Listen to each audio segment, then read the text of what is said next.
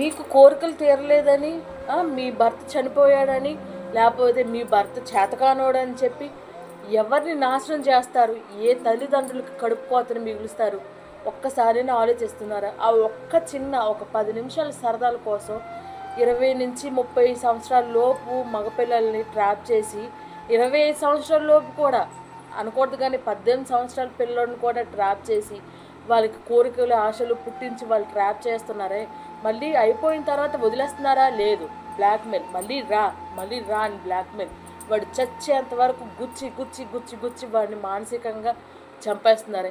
వీళ్ళంతా ఎందుకు? ఆ వైజాగ్లో హెచ్ఓడి స్టేజ్లో ఉన్న ఒక ఆవిడే ఇంతలా ఇబ్బంది పెట్టి ఆ అబ్బాయిని మానసికంగా చేసి వాడిని సూసైడ్ వరకు తీసుకెళ్ళిందే.